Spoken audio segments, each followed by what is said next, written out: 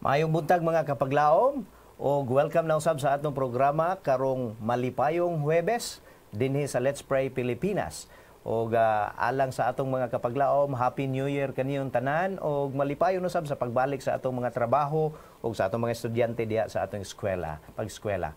Ang pulong sa Ginoo nagaingon sa Buhat 20:35, "In everything I did, I showed you that by this kind of hard work, we must help the weak, remembering the words the Lord Jesus Himself said, it is more blessed to give than to receive." Mayong buntag kapaglaom Noe, welcome sa atong programa. O indeed, it's a wonderful Thursday to all in this exciting new year. Napunta diri sa atong programa nga kanunay naga-welcome o magadawat sa tanan ninyong prayer request and praise reports. Mayong buntag kapaglaong Pastor Lilord Oranges og Happy New Year sa tanan natong mga kaigsunan. Let's praise God for another year has ended, yet a new year has opened. Without ceasing, kita mag-aampo og magapasalamat sa atong Ginoo. Diri lang sa Let's Pray Pilipinas.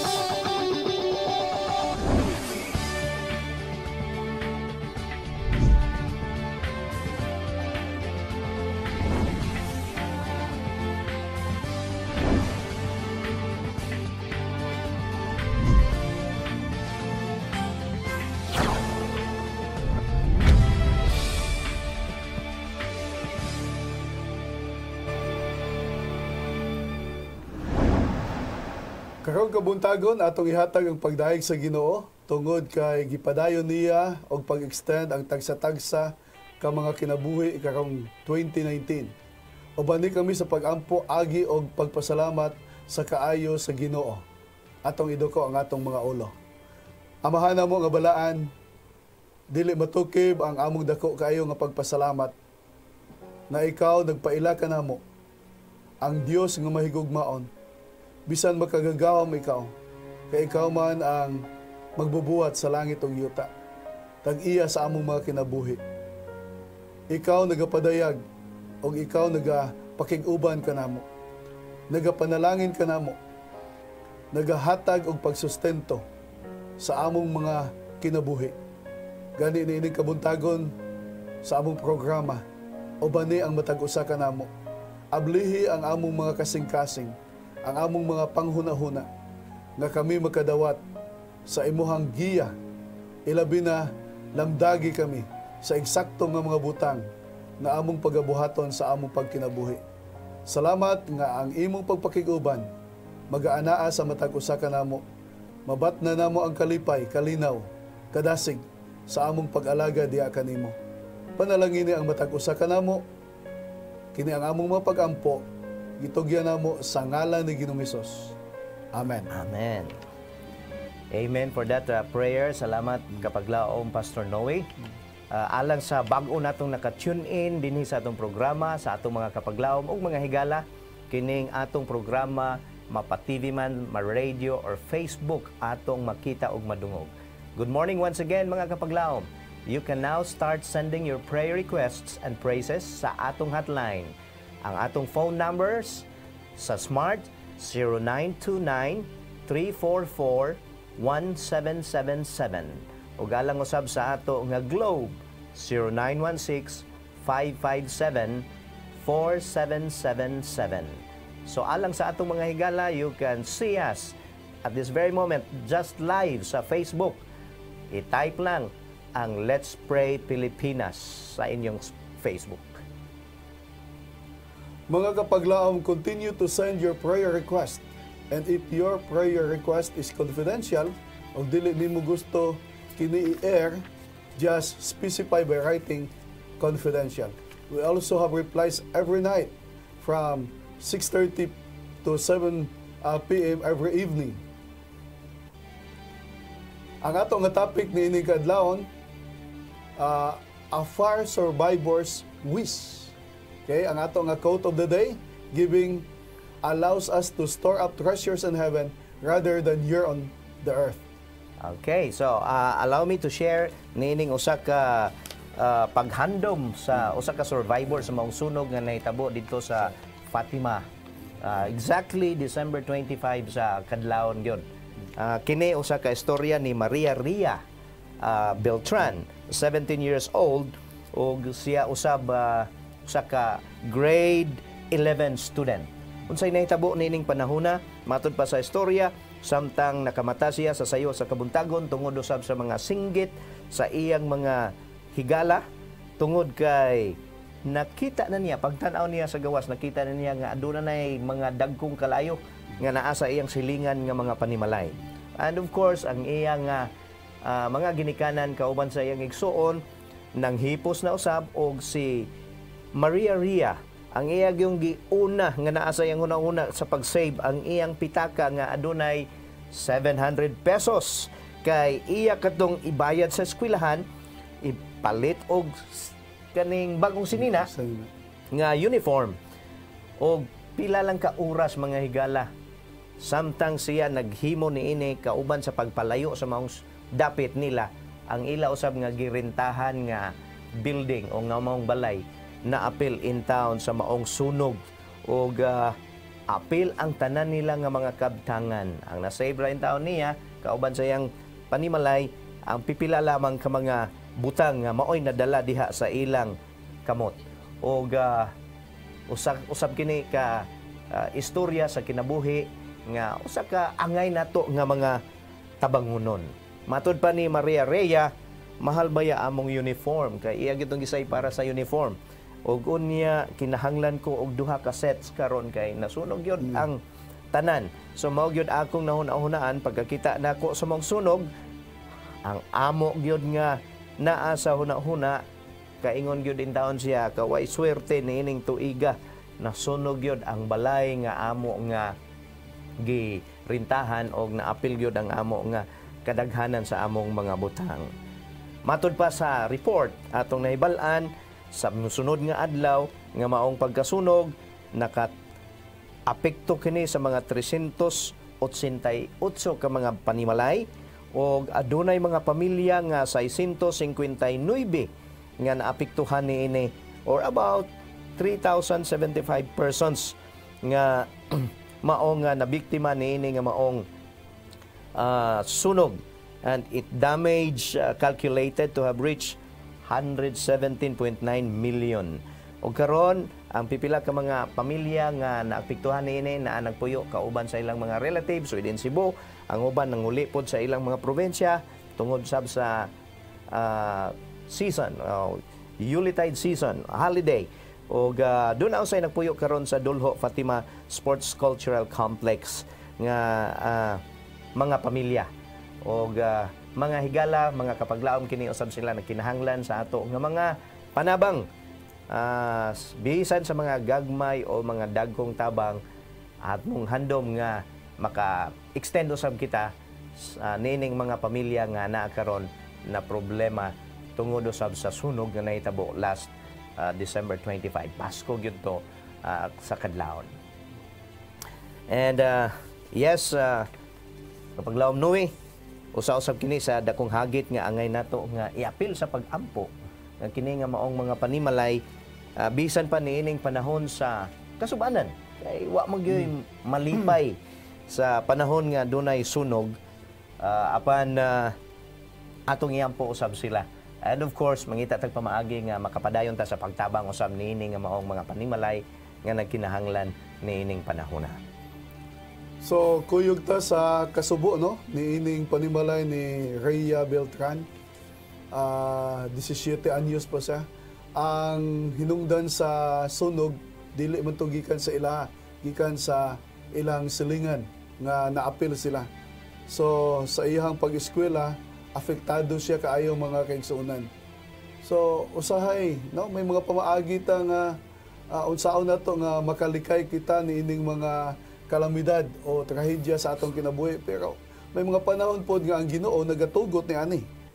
Pastor Lillard. Yes, bisan pa labi na sa panahon sa Disyembre o bisan pa sa matag adlaw, kita kanunay gipahinumduman sa fire department kung unsaon nato pag likay niining mga dakong katalagman, kining sunog, pero usahay mahitabo gyud ni nga dili nato damhon sa maong panahon. Mao gyud. So, mauna nga ang mga pag-ampo, mga kaigsuunan, gikinahanglan gyud sa atong pagkinabuhi sa matag adlaw. So, ang tanan nga mga butang ikaayo lang man ni siya, no? Alang sa pagpadasig nato sa matag usa. So, atong makita nga ang Ginoo nagapakig-uban sa gyapon ining atong mga kaigsuunan nga naapektuhan sa mao nga sunog didto sa Dulho, Patima dinhi sa Cebu City, mga kaigsuunan. Yes, mga kapaglaom, rest assured ang ato nga mga pamilya diha atong giampo kanunay nga tagan sila kanunay sa maayong panglawas og dili kay sila maapektuhan sa bawang problema, although usa kini ka masalub-on nga panahon apan mahatagan gyapon nila og dakong paglaom ang bag-ong tuig nga ilang giatubag nga pinaagi sa atong mga tabang sila usab matagan niini nga maong assurance nga magtabang kanila niining panahon sa kasubanan. So kapag laom Noy, magsugunaw usab kita sa ato nga mga prayer request tungod kay ni Ana daghan usab karon ang naghandom sa atong mga pag-ampo. So ato nang suguran. Okay. Palihog ko og ikaw ang una sa pagbasa nini. So ang una na to nga prayer concern, may tungod di siya sa healing. Pastor, good morning.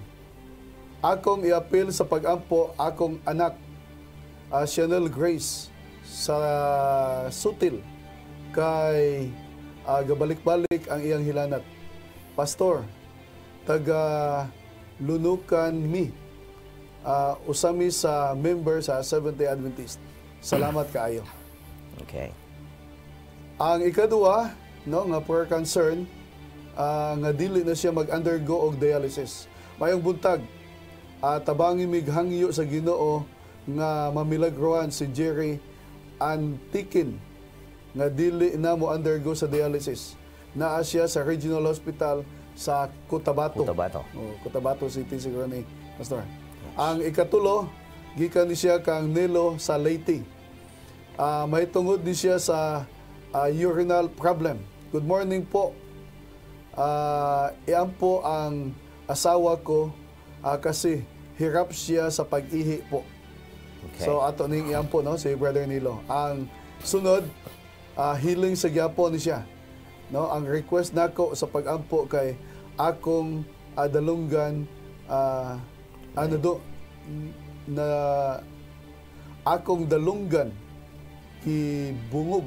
Okay. Tungod kay dugay rako nagaantos aning kasakit, wa koy laing gisaligan. Ang Diyos lang nga maong magatabang niining akong sakit. So atong iampo kapag laom tungod kay nagakinahanglan kog kaayuhan sa akong dalunggan og salamat sa mensahe sa pulong sa Dios. Salamat sa pag-ampo kay na bless kaayo ko. Wa gud koy gilauman kapag laom kundili ang Ginoo ra gyud ang magatabang pinaagi sa mga pag-ampo.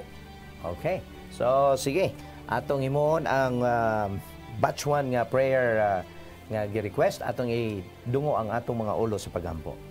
Maigugmao na mong Dios nining taknaa aniya kining imong mga kaanakan naghangyo sa kaayuhan. Doon na sila mga balatian. Si Chanel Grace ang iyang hilanat Ginoo nagbalik-balik. Si Jerry Antikin mo hando mo sab niya nga dili na unta siya mo undergo og dialysis. Ug apil usab ang urinal problem dinhi sa panimalay ni Nilo diya sa Leyte. Ginoo nining taknaa do na usay naghangyo nga ayuhon siya sa iyang problema sa dalunggan tungod kay do na kini dako nga problema nga nakahasol usab kaniya. Nagtuo siya kanimo Ginoo kauban nining mga masakiton aduna usay pagtuo diha kanimo. Sumala sa imong pagministeryo kung kami aduna lamay pagtuo sa pag-ayo o pagtuo diha kanimo kami mga ayo gikan nining mong balatian. Among handom Ginoo nga kini nga maong panimalay imong pagabisitahon nining takna ug hatagan sila sa kaayuhan ug sa ilang mga handom sa kinabuhi. O Dios, among gisalig kanimo ang tanan. Kini among gipangayo tungod lamang sa ngalan ni Ginoong Hesus. Amen. Amen. Doon na usab kita prayer request gikan ni Novi Antuque. Hello mga kapaglaom, watching from Quebec, Canada. Oh, Quebec, Canada. Mga kapaglaom, palihog tabangi ko og ampo sa akong manghod nga si Dudong Juan Jaime Jr. nga gidala sa hospital. Gidala siya sa hospital tungod kay nabanggaan siya. Okay, nabanggaan siya. Kuyog sila sa ilang duha ka sisters, si Melanie o Ate Carmen, kay nag-drive siya sa iyong motor unya, nabanggaan siya. Naatrasan o nalagpot siya o nabagok ang ulo sa simento o nakuyapan kini mga 30 ka minutos. May gani nakamata pa siya. Karong mga kapaglaom, dili siya ganahan mukaon og pirmi ga sakit ang ulo o na-admit gyapon siya sa hospital. Dagang salamat. Okay, si Novi Antuque nag-request ni ini alang sa iyang mga igsoon. Gikan kang Gaga Freeland Tanodra, ang hilang handom nga makapasar sila sa examination. Magpatabang ko sa pray sa akong examination sa LET this coming March 24. Sunod usab, prayer alang sa iyang pamilya. Good morning po. Akong prayer request, mohangyo ko sa pag-ampo, palihog ang akong bana nga si Eric, nga matangtang na niya ang iyang mga bisyo, ilabi na sa sigarilyo, ug uban pa. Unta, mopadayon na siya sa pagtuon sa pulong sa Ginoo, ug moalagad niya siya sa Ginoo uban sa akong mga anak. Hatagan unta kami og maayong mga kasing-kasing, ug matagamtam na namo ang katamis sa mga panalangin nga gikan sa Ginoo ug makahimo mi og kaugalingong balay. Pagkanindot sa usa ka handom usab sa usa ka asawa alang sa iyang pamilya ug alang sa iyang bana. Okay? Ang sunod nga prayer request alang gihapon sa pamilya, maayong buntag kaninyo mga igsuo ni Kristo, palihog kog ampo kang Papa Jesse nga dugay ra nagbatyag sa iyang sakit. Okay, Jesse. Pastor Noe, can you offer the prayer? So magampo ta mga kaigsunan alang ni ining mga nag-request. Amahan na mong abalaan ni ining kabuntagon. Amo kang giday gipasalamatan nga kami makaduol kanimo og makadala ni ining mga pag-ampo sa among mga kaigsuonan. Ang una gipadala ni Novi Antuque alang sa kaayuhan sa ilang panimalay. Naka-meet sila og aksidente yang mga igsoon o Dios. Tabangi sila nga maka-recover og ihatag kanila ang kadasig. Nagaampo pod kami alang kang Sister Gaga Freeland nga tabangan siya nimo nga sa iyang pag-take sa LET examination makapasar siya aron nga malipay siya o magamit niya ang iyahang mga naeskwilahan sa pagtudlo diya sa mga kabataan. Nagaampo pod kami og Ginoo. Dunay usa nga ang iya nga pag-ampo alang sa ilang pamilya. Ang iya nga bana nga si Eric Gunasyal nga mabiyaan na niya ang iyang mga bisyo nga mahimo siya nga maayong ehemplo diya sa ilang puloy-anan. Gani alang pod sa tanan nga adunay mga struggle sa ilang mga kaluyahon, tabangi sila o Dios. Nagaampo pod kami alang kang Brother Jesse Olivar sa ilang panimalay nga imo siyang tabangan o Dios, nga mahimo siya nga responsable o mahimo siya nga dako nga katabang nga kalipay diya sa ilang puloy-anan o Dios. Matag usa ka namo aduna kami mga lulan diya sa among mga panimalay, gani hinaot nga pinaagi sa tabang sa imong balaang espiritu o Dios. Ang matag usa ka namo magiyahan, madasig kami nga ang kalipay kalinaw panagiusa ang gugma magaanaa sa sulod sa among puloy-anan ilabi na karong tuig 2019. Ginaampo kanina mo sa ngalan ni Ginoong Hesus. Amen. Amen. Kapaglaom Noy, usa sa mga akong nasuna-una karon at saka ang reaction pod or gibati ni yang Rhea sa maong nasunugan. Dili lalim siguro no kay bisan pagali usay mawad-an ta sa ato nga mga butang lang nga gagmay lang butang murag mag-uul gyud ta. Pero how can we as Christian help her and their community? Saan ka nato pagtabang? So mga kaigsunan, ato po nga iampo sa Rhea, no?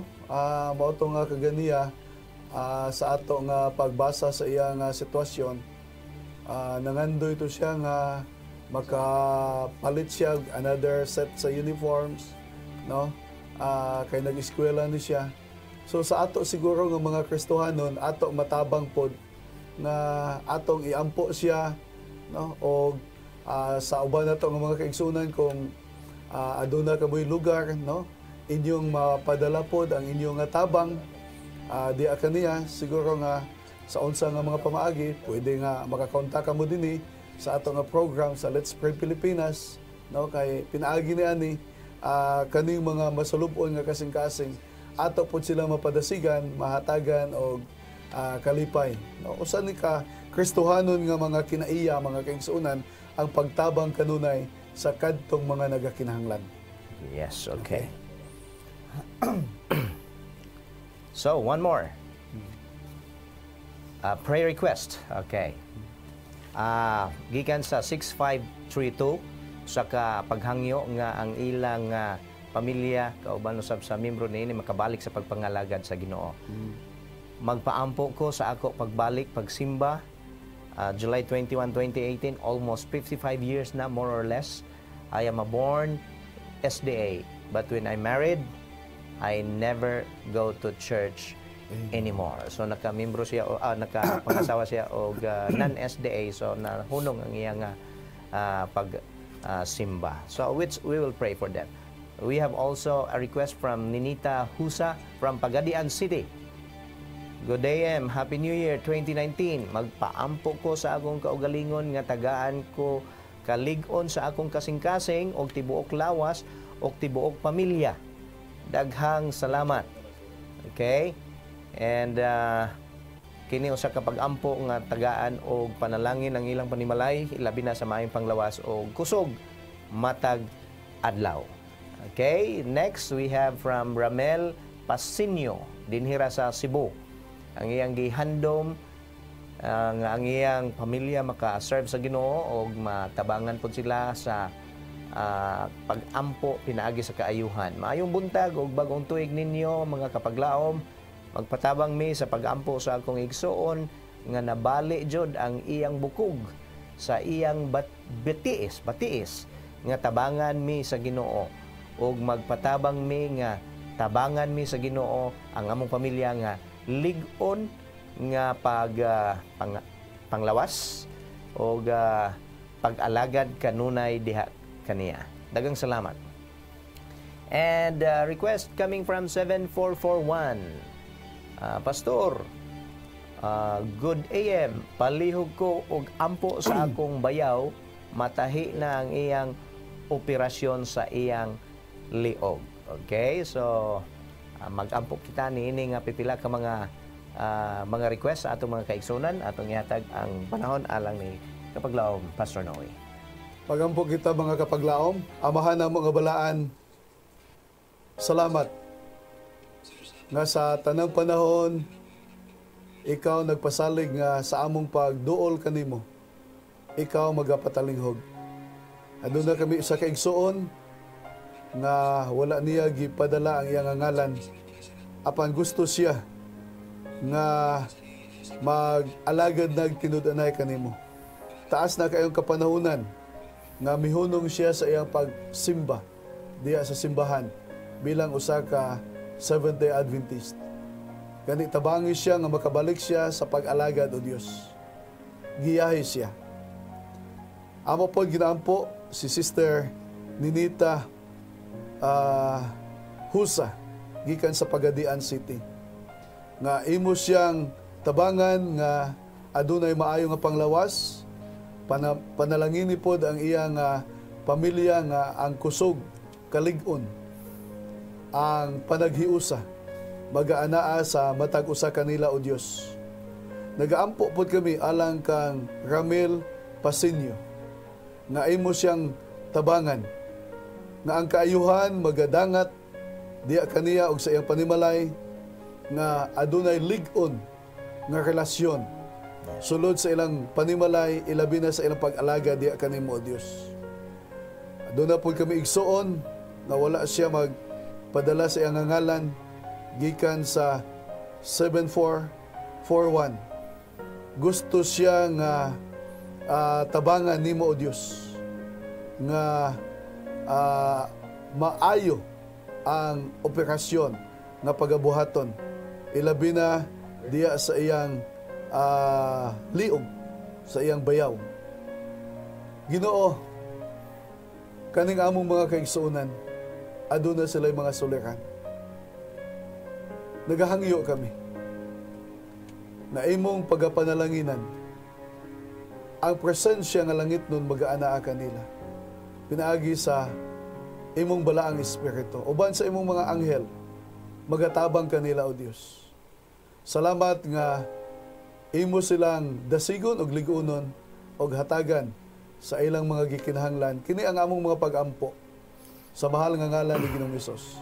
Amen. Amen. Mga kapaglaom, even though our lives were faced with calamities, destruction, and trials as we ended the year, fear not, for we are facing this new year with a promise from God that we should fear not, for He is with us. Atong kanunay numduman nga si Hesukristo ang manunubo sa kalibutan og siya mismo midaog na.